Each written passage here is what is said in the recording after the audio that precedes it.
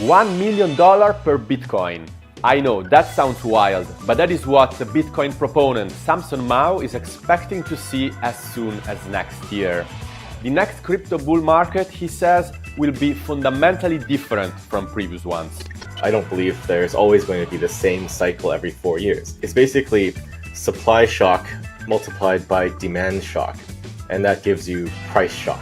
In this video, I asked Samson about the rationale behind this price prediction and why this may be a good moment to accumulate digital gold. Before we get into it, if you enjoy our content, consider leaving a like and subscribing to our channel. I'm Giovanni, your host, and this is a Cointelegraph interview. According to analysts, the interest from retail investors has been still stagnating despite this spike in price. What is your take on this? What do you think is driving this rally? So I don't think this rally is a very special rally. This is a rally for ants. So the real rally is when we go to 1 million. And that is when the spot ETFs are approved and we have tens of billions, maybe hundreds of billions of dollars inflowing to Bitcoin in a very short time frame. I'm talking about weeks or days to weeks. So that is the real rally. But to answer your question, the driver, I think, for this uptick in Bitcoin price movement is family offices and institutional buyers. Maybe not in the US, but more in Europe and other places around the world. So what we've been hearing is that a lot of family offices have started allocating to Bitcoin in $3 to $5 million chunks. And this is what is sustaining the demand right now. But I think that's going to change when the spot ETFs are approved, because then you unlock the US institutional capital. And that has been waiting for a long time to get into Bitcoin. So $1 million for Bitcoin. You recently doubled down on this expectations for future Bitcoin price. Would you mind to tell us what are the catalysts, the main catalysts that are going to drive Bitcoin to $1 million? And what is the time frame you are looking for in terms of Bitcoin reaching this milestone? Right. So I said it is highly possible that Bitcoin does reach 1 million after spot ETFs are approved. So for my prediction, the catalyst is that unlocking of a torrent of capital to pour into Bitcoin in a very short time frame, because it also looks like all the ETFs are going to be approved on the same day, if not in a very short time frame. So what you do is you're hitting a very limited supply of Bitcoin on the exchanges and available for purchase with a torrent of money. So it's basically supply shock multiplied by demand shock, and that gives you price shock. So this is why you can go really high all at one time. And we've seen Bitcoin go up 20x in about 9 months back in 2016, 2017. So it's not unheard of that Bitcoin price appreciates by 20x. I think when you said I'm doubling down, I was critiquing or commenting on Balaji's prediction earlier this year about Bitcoin going to 1 million. But his prediction was predicated on banking collapse and money printing. But my theory is that money printing is sort of like boiling the water very slowly. You know, you crank up the temperature very gradually. So it's not a shock to the system. And it takes years for that to kind of permeate the economy and people to understand that money has been printed. 1 million run up with the ETFs is a shock to the system. It's not that slow boil where you heat it up gradually. It is cranking it up to thousands of degrees all at once. And this is why I think you can run up to 1 million. I have a counter argument here concerning your prediction, because you were talking about Bitcoin potentially getting to 1 million, so 20x from 50,000. You mentioned the fact that it's possible because it happened in the past. But as we know, every cycle, the Bitcoin appreciates less than in the previous one. So in the last cycle, Bitcoin went from around 10,000 to 67,000, right? So that's like a 6-7x. This time, if we follow that logic, we should have less than that. So maybe 4 or 3x. So don't you think that 1 million, looking at from that point of view, is a little bit too much?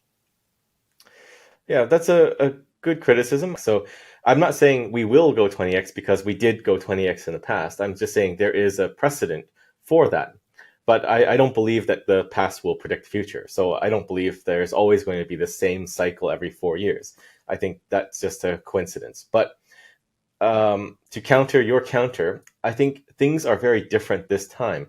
When we ran up to 60, 68, 69, there was no major source of new capital. And Bitcoin was not ESG compliant. So BlackRock filing is essentially them giving a blessing to Bitcoin, saying Bitcoin is green, Bitcoin is good for the environment now. So there's these two new things that are at play here. We're now green, and there's new money coming in. Before, there was not money coming in. And I think it is true.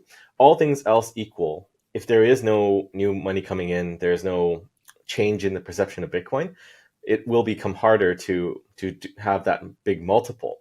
But things are very different now because you have a massive amount of capital trying to allocate into Bitcoin. What would be the time frame that you are considering in this 1 million sort of benchmark? Are you looking at like 1 year, 3 years, 10 years? It's going to be days to weeks, I think. So the run up in 2017 was 9 months to 20x. And again, without any new source of institutional capital or institutional capital at all. So given that we're going to have billions and billions pouring in all at once on ETF approvals, I think it's going to be a much shorter time frame. Early this year, new element was introduced in the Bitcoin space, which were ordinals. So ordinals, for those who don't know, are sort of NFTs minted on the Bitcoin blockchain, if we want to simplify how they work. We talked earlier this year, and you were saying that ordinals were basically, you were saying that this was not like a permanent trend, and that it was just like a hype of a few months, and then they would have just disappeared. But we are almost at the end of the year, and we see that this trend has not gone down. It has been actually increasing. Have you changed your mind about ordinals? Not really. I mean, the way I look at the Bitcoin network and all the things around it is on a very long time horizon. So I said that they're not interesting. I said that they'll probably be disappear in a few months, and they did for some time. And now it seems like there's some new capital coming in, and people are minting stuff again. So it's really just like any altcoin project. They have ups and downs, and they're quite volatile in terms of demand and interest. And it's really just a group of people pushing for adoption. I don't think there's any real usage of it. It's just, if you look at ordinals, it's what BSV people, they're building all the software.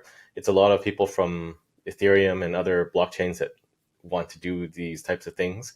It's not really the Bitcoiners that are interested in this. It's just some people saying, this is now on Bitcoin and now it's interesting. But I think I said before in the last interview, they'll move on to something when there's something new, because they have to find something new. You make a fundamental distinction between Bitcoin and everything else. Ethereum was there when I entered the crypto space, quite battle tested as well. It has been through several cycles. BlackRock, which has filed an application for of an Ethereum, of a spot Ethereum ETF. So from that perspective, it seems that it's more like Bitcoin and Ethereum in one basket, and then everything else. What do you think about this? Yeah. Okay, so let's dissect this a little bit. BlackRock is not necessarily a force for good. Now, I think we have to separate the two things. I think in general, I'm excited that they are in and they're giving Bitcoin the credit it deserves as an environmental technology where we can remove things like methane and flare gases through mining. But they're not the savior of Bitcoin, and we should not say anybody is the savior of Bitcoin. What they're doing is good for Bitcoin, but they don't really understand. And I think that is why they're filing for an Ethereum ETF as well, because they are still in it for the money. Maybe they're going to do some other shitcoin ETFs. Who knows? I don't discount that, but I only care that they're doing the Bitcoin one, and they're doing it first. Mm-hmm. Okay. And so the fact that Ethereum has been also withstanding so many cycles up and downs, it doesn't really mean much for you in terms of making a difference here. Not really. It's just the best at security, the best at decentralization theater. They were the first to establish that model where we have a a Swiss foundation and it's decentralized. But the fact is, they launched it as almost a security. I think the problem is so much time has passed that the regulators are not going after them. So they're kind of lucky in that sense. And there are other lucky ones too. I mean, what was the other one? EOS. They paid a small fine and they're sitting with billions of dollars. So it's just a sign that the regulatory system doesn't work that well. If you're in first and you're the first to scam, you get off scot-free. So I'm really excited to see if your prediction is gonna materialize. We're gonna be in touch in the next months in 2024, which is definitely gonna be exciting for Bitcoin and crypto, regardless of the exact price prediction. But I'm sure we're gonna see some big movements. So yeah, thanks a lot again for being on our show, and see you next time. All right. Thanks, Giovanni.